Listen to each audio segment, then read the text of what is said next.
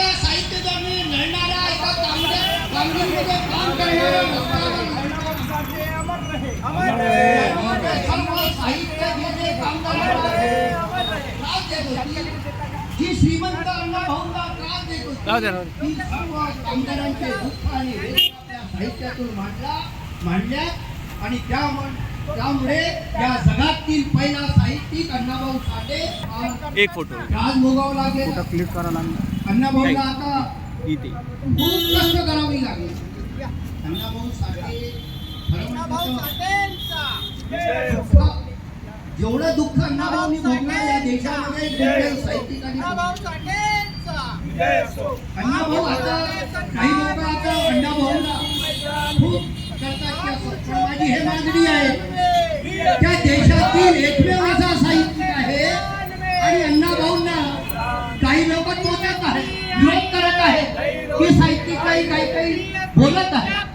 मित्रांनो, तुम्हाला सांगतो आणि तुम्हाला अजून एक लढाई लढायची आहे.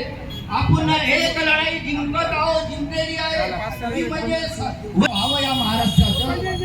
एवढ्या मोठ्या प्रमाणात अण्णाभाऊंनी आपलं साहित्य लिहिलं. अण्णाभाऊंच्या साहित्यात फसलेली, दबलेली, मरकलेली, त्यांच्या साहित्यात ज्यांच्यावर अन्याय झालेली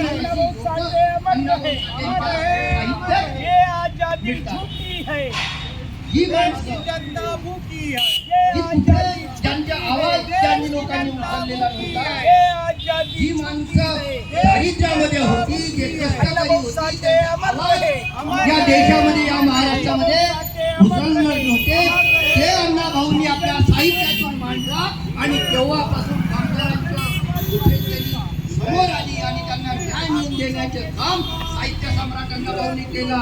त्याबद्दल आम्ही सर्व त्यांना त्यांच्या स्मृतिदिनी त्यांना अभिवादन करतो, श्रद्धांजली देतो आणि माझे 2 शब्द या ठिकाणी समाप्त करतो.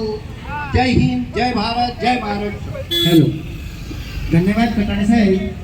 तुम्ही आपल्या शब्दामध्ये साहित्यरत्न अण्णाभाऊ साठे यांना अभिवादन केलं, काही माहिती सांगा, त्याबद्दल आपले खूप खूप धन्यवाद. जगबदल घालो की घाव सांगून गेले मजबी मेराव, अशा पद्धतीने अण्णाभाऊंनी समाजामध्ये